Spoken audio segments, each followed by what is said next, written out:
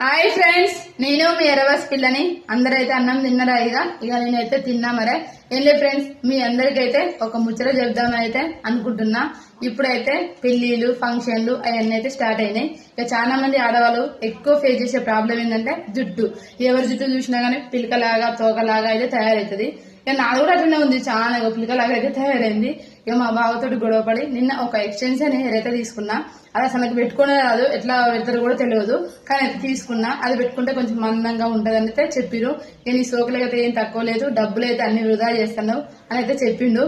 సరే చూద్దాం అది పెట్టుకుంటే ఎలా ఉంటుందో, బాగుంటుందా బాగాలేదా అనేది మీరు చూసి చెప్పాలి. మరే చూపిస్తే చూడండి.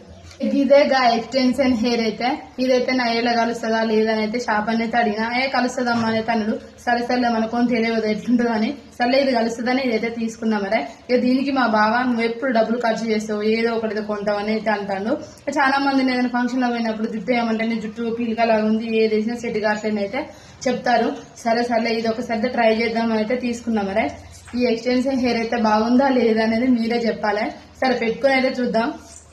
ఇక మనం ఏదైనా కొత్త వస్తువు తెస్తే ఇక ఊరుకుంటాం. ఇక మనకైతే నిద్రే పట్టదు, అది ఎప్పుడు పెట్టుకోవాలని. ఇక నేను కూడా అట్లనే ఇక ఆ ఎక్స్టెన్షన్ హెయిర్ అయితే పెట్టుకున్నా. కానీ నాకైతే మంచిగా అనిపించింది. మంచిగా యూజ్ చేసుకోవచ్చు. అది ఊసిపోతుంది, ఎక్కడన్నా పడిపోతుంది అయితే ప్రాబ్లం అయితే లేదు. మంచిగా ప్లక్కర్ అయితే ఇచ్చిరు, డైరెక్ట్ పెట్టుకోవడమే. ఇక మరి మనకి ఎక్స్టెన్షన్ హెయిర్ సెట్ అయిందా లేదా అనేది జర మీరే చెప్పండి ఫ్రెండ్స్.